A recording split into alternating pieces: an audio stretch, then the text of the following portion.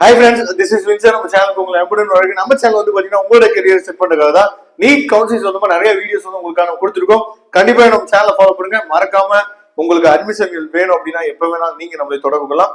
அது மட்டும் இல்லாமல் நாம போடக்கூடிய வீடியோஸ் உங்களுக்கு பிடிச்சிருந்துச்சு அப்படின்னா ஒரு லைக் மட்டும் பண்ணி விட்டு போங்க. கண்டிப்பா உங்களுக்கு வந்து பாத்தீங்கன்னா அது வந்து நிறைய பேருக்கு அந்த வீடியோவை கொண்டு போய் சேர்க்கறதுக்கு அது ரொம்ப ரொம்ப யூஸ்ஃபுல்லா இருக்கும். ஓகே ஃப்ரெண்ட்ஸ், அதாவது முக்கியமான தகவல் வந்து ரெண்டு தகவல் வந்து நம்ம பேச போறோம். சரியா?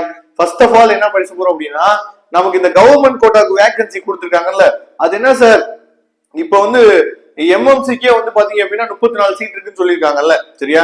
அப்ப அந்த சீட் எல்லாம் யாருக்குரிய சீட்டு, இதை பத்தி நம்ம பேச போறோம்.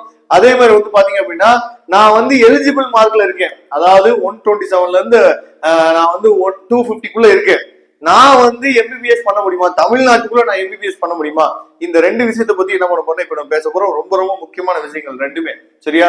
ஓகே, அதாவது நிறைய பேர் எந்த பேரண்ட் வந்து நம்ம வந்து காலையில இந்த வேகன்சி வந்து வீடியோ போட்டோம். அதுக்கப்புறம் நமக்கு நிறைய பேரண்ட் வந்து கேட்டது என்ன கேட்டாங்க அப்படின்னா, சார் இப்போ வந்து கவர்மெண்ட் கோட்டால சீட் வந்து இருக்கு. சரியா? இந்த சீட் எல்லாமே வந்து பாத்தீங்க அப்படின்னா ஓபன் கேட்டகரியில வந்துருமா, இல்ல இதுக்குள்ள வந்து பாத்தீங்க அப்படின்னா நமக்கு வந்து பிசிக்கு தனியா, எம்பிசிக்கு தனியா, எஸ்சிக்கு தனியா, எஸ்டிக்கு தனியா இருக்குமா அப்படின்னு சொல்லி நிறைய பேர் கேட்டீங்க. சரியா? அதாவது நம்ம தமிழ்நாடு கவுன்சிலிங்க பொறுத்த வரைக்கும் சரி, அதே மாதிரி ஆல் இந்தியா கவுன்சிலிங் இருந்தாலும் சரி, அந்த ரிசர்வேஷன் அப்படிங்கிறது வந்து பாத்தீங்கன்னா கண்டிப்பா இருக்கு. சரியா? இவங்க வந்து வேகன்சி லிஸ்ட் அப்படின்னு நம்ம சொல்லும் போது மொத்தமா கொடுத்துட்டாங்க. இந்த காலேஜ்ல ஒரு சீட் இருக்குமா சொல்லி கொடுத்துட்டாங்க. அதுக்குள்ள உள் ஒதுக்கீடு இருக்கு. அது எப்ப தெரிய வரும் அப்படின்னா, நீங்க வந்து சாய்ஸ் ஃபில்லிங் நீங்க கொடுப்பீங்க பாத்தீங்களா, சாய்ஸ் ஃபில்லிங் நீங்க கொடுக்கும் போது உங்களுக்கு தெரிய வரும். பிசில எவ்வளவு சீட் இருக்கு, ஓபிசில சாரி எம்பிசில எவ்வளவு சீட் இருக்கு, எஸ்சில எவ்வளவு சீட் இருக்கு அப்படின்னு சொல்லி அந்த டைம்ல தெரியும். அதனால இது வந்து ஓபன் கேட்டகரிக்குரிய சீட் கிடையாது. இதை தெளிவா நீங்க புரிஞ்சுக்கணும். சரியா? ஏன்னா 34 சீட் இருக்குன்னு சொல்லி எல்லா பேருமே எம்எம்சி வந்து என்னன்னு சொல்லுதான் ட்ரை பண்ணுவாங்க. சரியா? அப்படிங்கிற பட்சத்துல நீங்க என்ன பண்ணலாம் சொல்லி நீங்களும் ட்ரை பண்ணலாம், கிடைச்சுன்னா சந்தோஷம் தான். ஆனா எப்ப நீங்க அதுக்கு அதை பத்தின வாய்ப்பு உங்களுக்கு தெரியும் அப்படின்னா, இப்ப ரிஜிஸ்ட்ரேஷன் போயிட்டு இருக்கு, சாய்ஸ் ஃபில்லிங் பண்ணும்போது தான் தெரியும் பிசில எத்தனை சீட் இருக்கு, எம்பிசில எத்தனை சீட் இருக்கு. ஆனா அவங்க தனித்தனியா கொடுத்துருந்தாங்கன்னா ரொம்ப பெட்டரா இருந்திருக்கும். பரவாயில்ல, எப்பயுமே அப்படிதான் வரும். ஆனா வந்து பாத்தீங்க அப்படின்னா இந்த வருஷம் அப்படி பண்ணிட்டாங்க. சரி, அதுக்கப்புறம் வந்து பாத்தீங்கன்னா, சார் நான் பிலோ 250 இருக்கேன், எனக்கு தமிழ்நாட்டுக்குள்ள நான் வந்து பாத்தீங்க அப்படின்னா எம்பிபிஎஸ் பண்ண முடியுமா அப்படின்னு சொல்லி நிறைய பேர் கேக்குறீங்க. அதுவும் இந்த ரவுண்ட் 2ல. சரியா?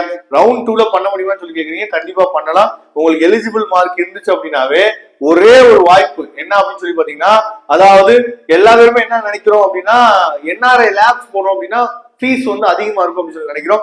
நம்மளால முடிஞ்ச ஹெல்ப் என்ன பண்ண முடியும் அப்படின்னா, அதாவது இந்த காலேஜ் தான் வேணும், அந்த காலேஜ் தான் வேணும் அப்படின்னு சொல்லி யாராவது உங்களுக்கு போன் பண்ணிருக்கலாம். மேபி நீங்க அந்த காலேஜே உங்களுக்கு எடுத்து கொடுக்குறோம், இந்த காலேஜே உங்களுக்கு எடுத்து கொடுக்குறோம் வாங்க அப்படின்னு சொன்னாங்க அப்படின்னா உங்களை ஏமாத்துறதுக்கு தான் போன் பண்றாங்க அப்படின்னு சொல்லி அர்த்தம். அப்படியெல்லாம் யாருமே பண்ண முடியாது.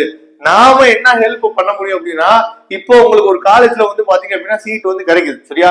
அப்ப நாம முன்னாடி என்ன பண்ணணும்னு பாத்தீங்கன்னா, இப்போ வெப்சைட்ல ஒரு ஃபீஸ் வந்து சொல்லிருக்காங்க அப்படின்னா அதுல இருந்து நம்ம டீம்டு யூனிவர்சிட்டி ஃபீஸுக்கே நம்ம என்ன பண்ணலாம் பாத்தீங்கன்னா என்ஆர்ஐ லேப்ஸே நம்ம ரவுண்ட் 2ல போட்டு கொடுக்கறதுக்கு வாய்ப்புகள் வந்து நிறைய இருக்கு. அந்த மாதிரி ஃபீஸை மட்டும் தான் நம்ம என்ன ரெடியூஸ் பண்ணி கொடுக்க முடியும். நீங்க வந்து பிலோ 250ல இருந்தீங்க அப்படின்னா சரி, இல்ல எனக்கு வந்து காலேஜே கிடைக்குமா கிடைக்காது அப்படிங்கிற டவுட்ல இருந்தீங்க அப்படின்னா இந்த வாய்ப்பும் உங்களுக்கு ஏற்படுத்தி கொடுக்கலாம். சரியா? அதனால இந்த காலேஜே எடுத்து கொடுத்துருவாங்க, இந்த காலேஜே எடுத்து கொடுத்துருவாங்க அப்படின்னு சொன்னாங்கன்னா அவங்க அதனால எதுவுமே பண்ண முடியாது, உங்களை ஏமாத்துறாங்கன்னு அர்த்தம். நம்ம தெளிவாவே சொல்றோம். சரியா? அதாவது நம்ம சாய்ஸ் ஃபில்லிங் போட்டு ரிஜிஸ்ட்ரேஷன் முதற்கொண்டு எல்லாமே உங்களுக்கு பண்ணி கொடுத்துருவோம். எந்த காலேஜ் நமக்கு கிடைக்குதோ அந்த காலேஜ்ல நம்ம என்ன பாத்தீங்கன்னா பேசி உங்களுக்காக ஃபீஸ் வந்து கொஞ்சம் குறைச்சு நம்ம பண்ண முடியும். அதனால டீம்டு யூனிவர்சிட்டி ஃபீஸ் ஸ்ட்ரக்சருக்கு என்ஆர்ஐ லேப்ஸ் வந்து உங்களுக்கு வேணும் நீங்க நினைச்சீங்க அப்படின்னா எப்ப வேணாலும் நீங்க நம்மளை தொடர்பு கொள்ளலாம். நாம உங்களுக்கு ஹெல்ப் பண்றதுக்கு ரெடியா இருக்கிறோம். Okay friends, thank you. நம்ம நெக்ஸ்ட் வீடியோ பார்க்கலாம். அதுவரை விடைபெறுவது உங்கள் நண்பன் வின்சன்.